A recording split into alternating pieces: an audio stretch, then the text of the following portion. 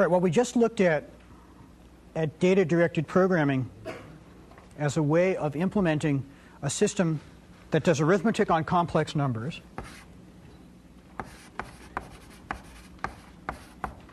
So it had these operations in it called plus C and minus C and multiply and divide, and maybe some others.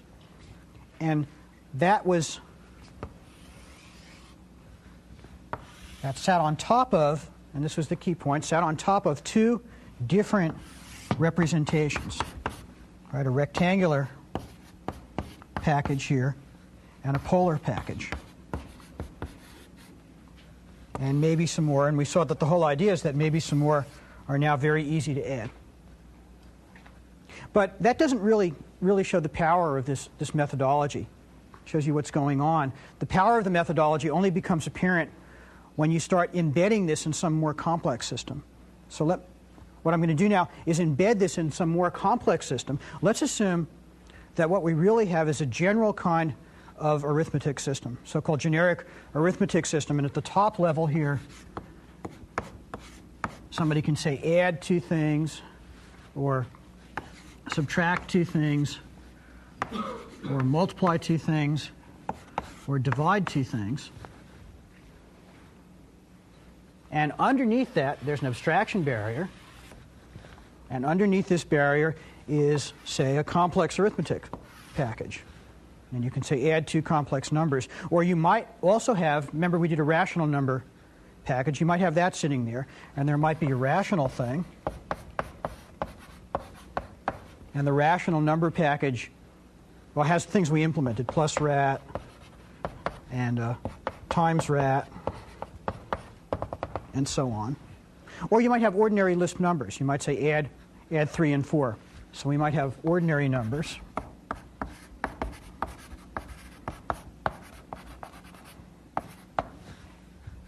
In which case we have the Lisp supplied plus and minus and times and slash. Okay, so we might imagine this complex number system sitting in a more complicated generic operator structure at the next level up. Well, how can we make that? We already have the idea. We're just going to do it again. We've implemented a rational number package. Let's look at how it has to be changed. Here is, in fact, at this level, it doesn't have to be changed at all. This is exactly the code that we wrote last time. To add two rational numbers, you remember there was this formula. You make a rational number whose numerator is the numerator of the first times the denominator of the second, plus the denominator of the first times the numerator of the second, and whose denominator is the product of the denominators, and minus rat, and star rat, and slash rat. Right? And this is exactly the rational number package that we made before.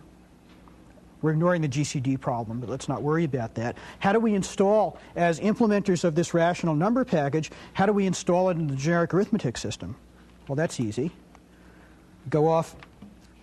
There's only one thing we have to do differently.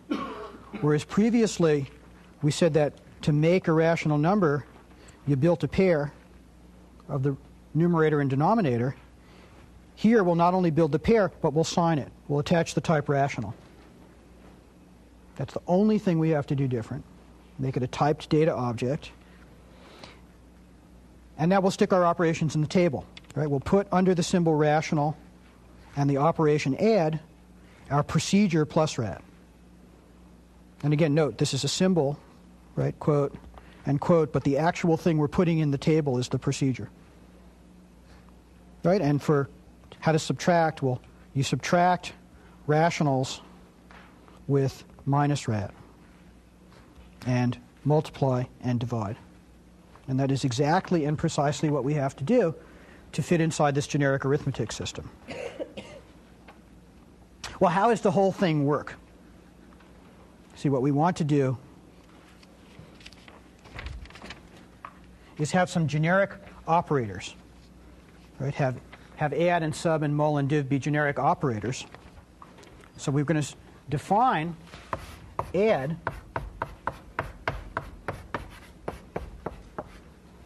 and say to add x and y, that will be operate, here we're going to call it operate 2. This is our operator procedure, but set up for 2 arguments using add on x and y. Okay, so this is the analog to operate. Let's look at the code for a second. It's almost like operate. Right, to operate with some operator on an argument 1 and an argument 2. Well, the first thing we're going to do is check and see if those 2 operators have if the 2 arguments have the same type. So we'll say, is the type of the first argument the same as the type of the second argument? And if they're not, we'll go off and complain and say that's an error. We don't know how to do that. If they do have the same type, we'll do exactly what we did before. We'll go look and filed under the type of the argument. It's this arg1 and arg2 have the same type, so it doesn't matter. Right, so we'll look in the table, find a procedure. If there is a procedure there, then we'll apply it to the contents of the argument 1 and the contents of arg2, and otherwise we'll say error, undefined operator. Right, so there's operate 2. And that's all we have to do. How do we just built the complex number package before. How do we embed that complex number package in this generic system? Almost the same. We make a procedure called make complex that takes whatever George and Martha hand to us and add the type complex. And then we say, to add complex numbers, like plus complex, we use our internal procedure plus C and attach a type, make that a complex number. So our original package had names plus C and minus C that we're using to communicate with George and Martha, and then to communicate with the outside world we have a thing called plus complex and minus complex, and so on. And the only difference is that these return values that are typed, so they can be looked at up here. And these are our internal operations. Okay. Let's go look at that slide again. There's one more thing we do. After defining plus complex, we put under the type complex and the symbol add that procedure plus complex, and then similarly for subtracting complex numbers and multiplying them and dividing them. Okay, how do we install ordinary numbers? Exactly the same way. We come off and say, well, we'll make a thing called make number. Make number takes a number and attaches a type, which is the symbol number. We build a procedure called plus number, which is simply add the 2 things using the ordinary addition, because in this case we're talking about ordinary numbers, and attach a type to it, make that a number. And then we put into the table under the symbol number and the operation add this procedure plus number. And then same thing for subtracting and multiplying and dividing.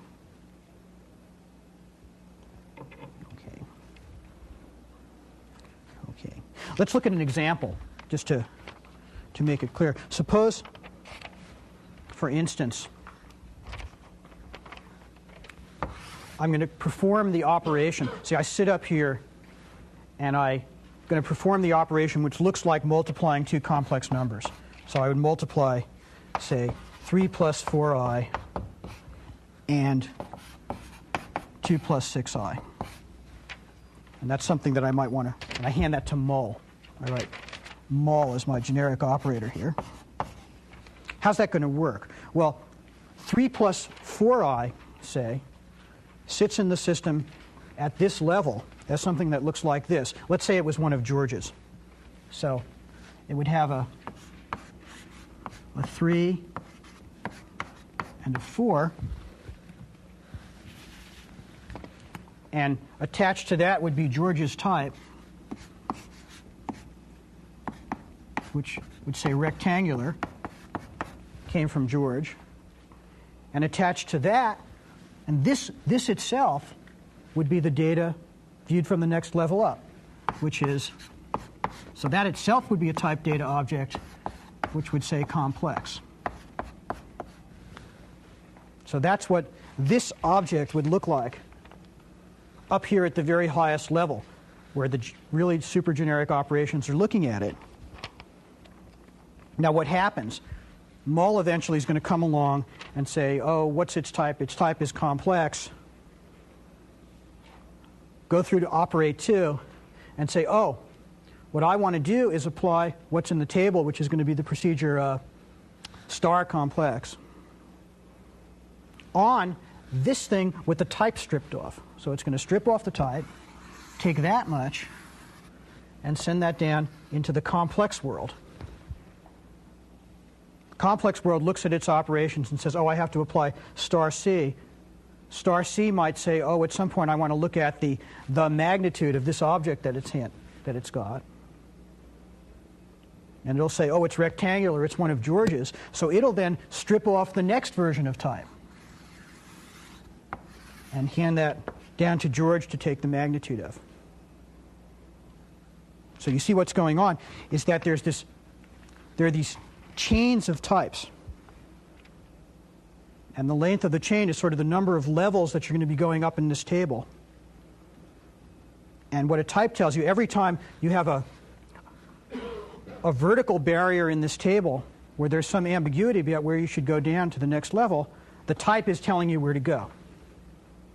And then everybody at the bottom, as they construct data and filter it up, they stick their type back on. Right, so that's the general structure of this system.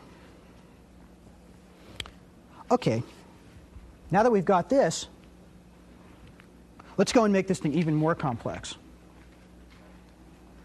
Let's talk about adding to this system not only these kinds of numbers, but it's also meaningful to start talking about adding polynomials, say.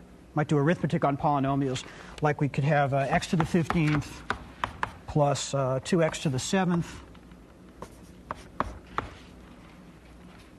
plus 5, say. That might be some polynomial, and if we have two such gadgets, we can add them or multiply them. Let's not worry about dividing them. So add them, multiply them, or subtract them. What do we have to do? Well, let's think about how we might represent a polynomial. It's going to be some typed data object. So let's say it's a polynomial to this system might look like a thing that starts with the type polynomial, and then maybe it says the next thing is what variable it's in. So it might say I'm a polynomial in the variable x, and then it'll have some information about what the terms are. And there are just tons of ways to do this, but one way is to say we're going to have a thing called a term list. And a term list, well, in our case, we'll use something that looks like this. We'll make it a bunch of pairs which have an order and a coefficient. So this polynomial would be represented by this term list. And what that means is that this polynomial starts off with a term of order 15 and coefficient 1. And the next thing in it is a term of order 7 and coefficient 2, a term of order 0, which is constant, and coefficient 5. And there are lots and lots of ways and lots of trade-offs when you really think about making algebraic manipulation packages about exactly how you should represent these things. But this is a fairly standard one. It's useful in a lot of contexts. Okay, well, how do we implement our polynomial arithmetic? Let's start out. What we'll do to make a polynomial, we'll first have a way to make polynomials. And we're going to make a polynomial out of a variable like x and a term list. And all that does is, we'll package them together some way. We'll put the variable together with the term list using const, and then attach to that the type polynomial. Okay, how do we add two polynomials?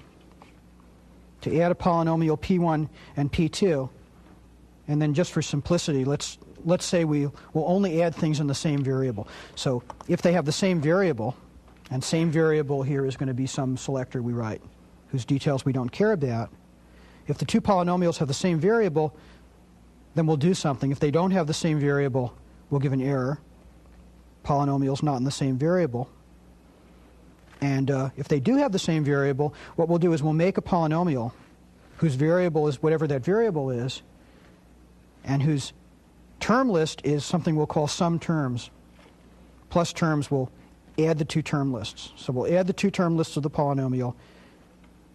That'll give us a term list. We'll add on, we'll say it's a polynomial in the variable with that term list. That's plus poly. And then we're going to put in our table, under the type polynomial, add them using plus poly. And of course, we really haven't done much. All we've really done is pushed all the work onto this thing plus terms, which is supposed to add term lists. Let's look at that. Here's an overview of how we might add two term lists. So L1 and L2 are going to be two term lists, and a term list is a bunch of pairs, coefficient and order. And it's big case analysis. And the first thing we'll check for and see if there are any terms. We're going to recursively work down these term lists. So eventually we'll get to a place where either L1 or L2 might be empty, and if either one is empty, our answer will be the other one. So if L1 is empty, we'll return L2, and if L2 is empty, we'll return L1.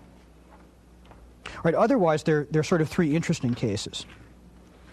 What we're going to do is grab the first term in each of those lists. Right, call it T1 and T2. And we're going to look at three cases depending on whether the orders of those, whether the order of T1 is greater than the order of T2, or less than T2, or the same. Right, those are the three cases we're going to look at. Let's look at this case. If the order of T1 is greater than the order of T2, then what that means is that our answer is going to start with this term of the order of T1, because it won't combine with any lower order terms. So what we do is add the lower order terms. We recursively add together all the terms in the rest of the term list in L1 and L2. That's going to be the lower order terms of the answer. And then we're going to adjoin to that the highest order term. And I'm using here a whole bunch of procedures I haven't defined, like adjoin term and rest terms and selectors that get order. Right? But you can imagine what those are. Right? So if the first term list has a higher order than the second, we recursively add all the lower terms and then stick on that last term. The other case is the same way. If the first term has a smaller order, well, then we add the first term list and the rest of the terms in the second one, and adjoin on this highest order term, right? This highest order term. So far nothing's much happened. We've just sort of pushed this thing off into adding lower order terms. The last case where you actually get two coefficients that you have to add, this will be the case where the orders are equal. What we do is, well, again, recursively add the lower order terms, but now we have to really combine something. What we do is we make a term whose order is the order of the term we're looking at. By now, T1 and T2 have the same order. That's its order. And its coefficient is gotten by adding the coefficient of T1 and the coefficient of T2. This is a big recursive working down of terms, but really there's only one interesting symbol in this procedure. Only one interesting idea. And the interesting idea is this add. And the reason that's interesting is because something completely wonderful just happened. We reduced adding polynomials not to sort of plus, but to the generic add. In other words, by implementing it that way, see, not only do we have our system where we can have rational numbers or complex numbers or ordinary numbers, we've just added on polynomials. But the coefficients of the polynomials can be anything that the system can add. So these could be polynomials whose coefficients are rational numbers or complex numbers, which in turn could be either rectangular or polar, or ordinary numbers.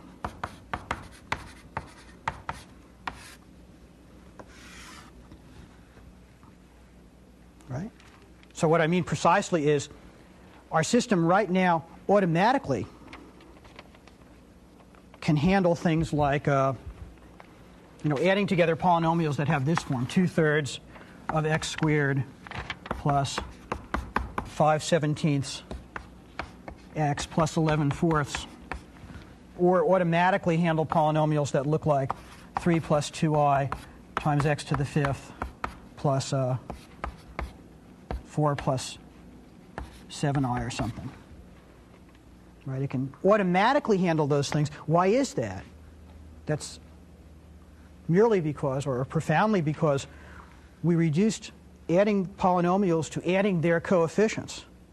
And adding coefficients was done by the generic add operator, which said, I don't care what your types are as long as I know how to add you. So automatically, for free, we get the ability to handle that. Well, it's even better than that, because remember, one of the things we did is we said, we put into the table that the way you add polynomials is using plus poly. That means that polynomials themselves are things that can be added. So for instance, let me write one here. Here's a polynomial. So this gadget here I'm writing up, this is a polynomial in y whose coefficients are polynomials in x. Right? So you see, simply by saying polynomials are themselves things that can be added, we can go off and say, well, not only can we deal with rationals or complex or ordinary numbers, but we can deal with polynomials whose coefficients are rationals or complex or ordinary numbers, or polynomials whose coefficients are rationals or complex, rectangular, polar, or ordinary numbers, or polynomials whose coefficients are rationals, complex, or ordinary numbers, and so on and so on and so on. So this is sort of an infinite, or maybe a recursive tower of types that we've built up. And it's all exactly from that one little symbol, right? ADD, writing add instead of plus in the polynomial thing. Slightly different way to think about it is that polynomials are a constructor for types. Namely, you give it a type like integer, and it returns for you polynomials in x whose coefficients are integers.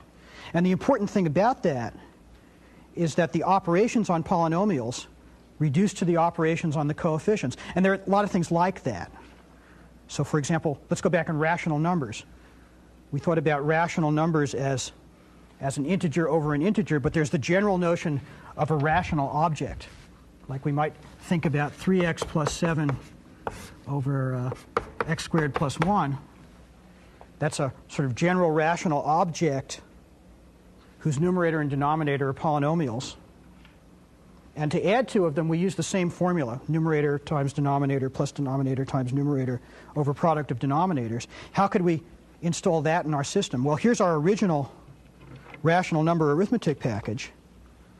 And all we have to do in order to make the entire system continue working with general rational objects, is replace these particular pluses and stars by the generic operator. So if we simply change that procedure to this one, here we've changed plus and star to add and mul. Those are absolutely the only change. Then suddenly, our entire system can start talking about objects that look like this. Right? So for example, here is a rational object whose numerator is a polynomial in x whose coefficients are rational numbers.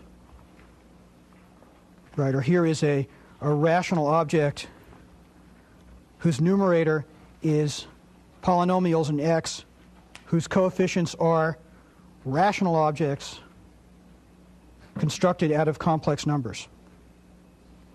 And then there are a lot of other things like that. See, whenever you have a thing where the operations reduce to operations on the pieces, another example would be 2-by-2 matrices.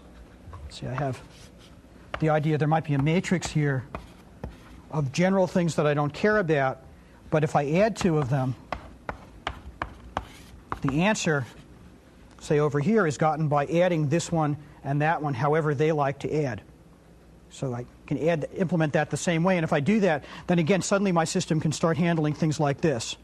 Right, so here's a matrix whose elements happen to be, well, say this element here is a rational object whose numerator and denominators are polynomials. Right? And all that comes for free.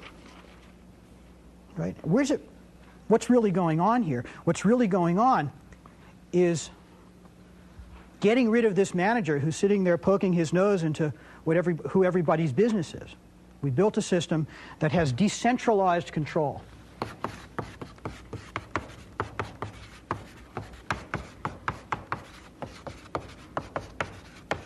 So when you come in to add, no one's poking around saying, gee, are you in the official list of people who can be added? Rather, you say, well, go off and add yourself how your parts like to be added. And then you see the result of that is you can get this very, very, very complex hierarchy where a lot of things just get done and routed to the right place automatically. Let's stop for questions. You say you get this for free. One thing that strikes me is that now you've lost kind of the cleanness of the break between what's on top and what's underneath. In other words, now you're defining some of the lower level procedures in terms of things above their own line. Isn't that dangerous? Or if nothing more, a little less structured? No, the question is whether that's less structured. Depends what you mean by structure. All this is doing is recursion. See, it's saying that the way you add these guys is to use that. And that's not less structured. It's just a recursive structure. So I don't think it's any particularly less clean. Now when you want to change the multiplier, the add operator, suddenly you've got tremendous consequences underneath that you're not even sure the extent of. That's right, but it depends what you mean. See, this goes both ways. Would be a good example. I ignored greatest common divisor, for instance. I ignored that problem just to keep the example simple. But if I suddenly decided that plus rat here should do a GCD computation and install that, then that immediately becomes available to all of these, to that guy and that guy and that guy and all the way down. So it depends what you mean by the coherence of your system. It's certainly true that you might want to have a special different one that didn't filter down through the coefficients, but the nice thing about this particular example is that mostly you do. Isn't that the problem I think that you're getting to, tied in with the fact that the structuring, the recursiveness of that structuring there is actually in execution as opposed to just definition of the actual types themselves? Let's see. I think I understand the question. The point is that these types evolve and get more and more complex as the thing's actually running. Is that what you're... as it's running. What you're saying? Yes, the point is there's not... As opposed to the basic definitions. Right. The type structure is sort of recursive. It's not that you can make this finite list of the actual things they might look like before the system runs. It's something that evolves. So if you want to specify that system, you have to do it in some other way than by this finite list. You have to do it by a recursive structure. Because the basic structure of the types is pretty clean and simple there. Right. Right. Yes. I have a question. I understand once you have your sort of your data structure set up, how it pulls off complex and passes that down, and then pulls off rect and passes that down. But if you're just a user and you don't know anything about rect or polar or whatever, how do you initially set up that data structure so that everything goes to the right spot? If I just have the equation over there on the left and I just want to add multiply complex Well, that's the numbers, wonderful thing. If you're just a user, you say mul. and it figures out that I mean complex numbers, or how do I tell it that I Well, want you're going to have in your hands complex numbers. See, what you would have at some level as a real user is a constructor for complex numbers. make complex So numbers? you have to make them. What you would probably have as a user is some little thing in the reader loop, which would give you some plausible way to type in a complex number in whatever format you like. Or it might be that you're never typing them in. Someone's just handing you a complex number. Okay, and so you if want to I add had them. a complex number that had a polynomial in it, I'd have to make my polynomial and then make my Right, if you complex wanted to construct it from scratch. At some point you construct them from scratch, but what you don't have to know about is when you have the object, you can just say mul, and it'll multiply. Yeah. I think the question that was being posed here is, say if I want to change my representation of complexes or some operation in complex, how much real code I'll have to get around with or change to change one specific operation. Or the answer is what you have to change, and the point is that you only have to change what you're changing. See, if Martha decides that she would rather, let's do something silly, like change the order in the pair, like angle and magnitude in the other order, she just makes that change locally, and the whole thing will propagate through the system in the right way. Or if suddenly you said, gee, I have another representation for rationals, and I'm going to stick it here by filing those operations in the table, then suddenly all of these polynomials whose coefficients are coefficients of coefficients or whatever also can automatically have available that representation. That's the power of this particular one. I'm not sure if I can even pose an intelligent-sounding question, but somehow this whole thing went really nicely to this beautiful finish where all the things seemed to fall into place. Sort of seemed a little contrived. That's all for the sake, I'm sure, of teaching. I doubt that the guys who first did this, and I could be wrong, figured it all out so that when they just all put it all together, you could all of a sudden, blam, do any kind of arithmetic on any kind of object. It seems like maybe they had to play with it for a while and had to bash it and rework it. And it seems like that's the kind of problem we're really faced with when we start trying to design a really complex system, is having lots of different kinds of parts and not even knowing what kinds of operations we're going to want to do on those parts, how to organize the operations in this nice way so that no matter what you do, when you start putting them together, everything starts falling out for free. Okay, well, that's certainly a very intelligent question. One part is, this is a very good methodology that people have discovered, a lot coming from symbolic algebra, because there are a lot of complications, to allow you to implement these things before you decide what you want all the operations to be and all of that. So in some sense, it's an answer that people have discovered by wading through this stuff. In another sense, it is a very contrived example. And it seems like you have to, in fact, to be able to do this, you do have to wade through it for a certain amount of time before you can become good at it. Well, let me show you how terribly contrived this is.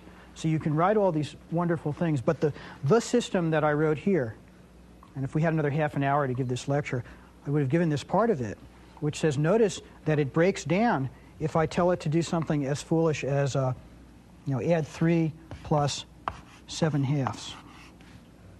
Because what will happen is you'll get to operate 2, and operate 2 will say, oh, this is type number, and that's type rational. I don't know how to add them. So you'd like the system at least to be able to say something like, gee, before you do that, change that to 3/1, turn it into a rational number, hand that to the rational package. That's the thing I didn't talk about in this lecture. It's a little bit in the book, which talks about the problem of what's called coercion, where you want to see, having so carefully set up all of these types as distinct objects, a lot of times you want to also put in knowledge about how to view a view an ordinary number as a kind of rational, or view an ordinary number as a kind of complex. That's where the complexity in the system really starts happening, where you talk about, see, where do I put that knowledge? Is it rationals who know that ordinary numbers might be pieces of cards of them? Or they're terrible, terrible examples, like, if I might want to add a complex number to a rational number, that example, 5/7, then somebody's got to know that I have to convert these to another type, which is complex numbers whose parts might be rationals. And who worries about that? Does complex worry about that? Does rational worry about that? Does plus worry about that? That's where the real complexity comes in, and that's where it's pretty well sorted out. And a lot of, in fact, all of this message passing stuff was motivated by problems like this. And when you really push it, people are somehow, the algebraic manipulation problem seems to be so complex that the people who are always at the edge of it are exactly in the state you said. They're wading through this thing, mucking around, seeing what they use, trying to distill stuff. I just want to come back to this issue of complexity once more. It certainly seems to be true that you have a great deal of flexibility in altering the lower level kinds of things. But it is true that you are, in a sense, freezing higher level operations, or at least if you change them, you don't know where all of the changes are going to show up or how they are. Okay, that's an extremely good question. See, what I have to do is, if I decide there's a new general operation called equality test, then all of these people have to decide whether or not they would like to have an equality test by looking in the table. There are ways to decentralize it even more.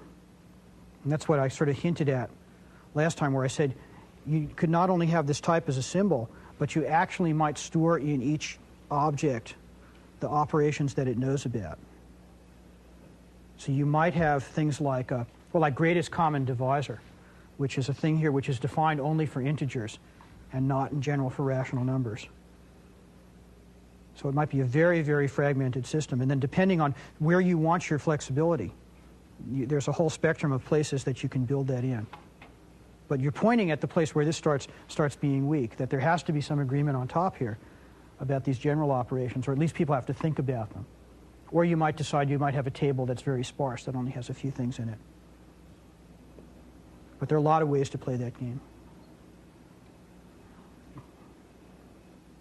Okay, thank you.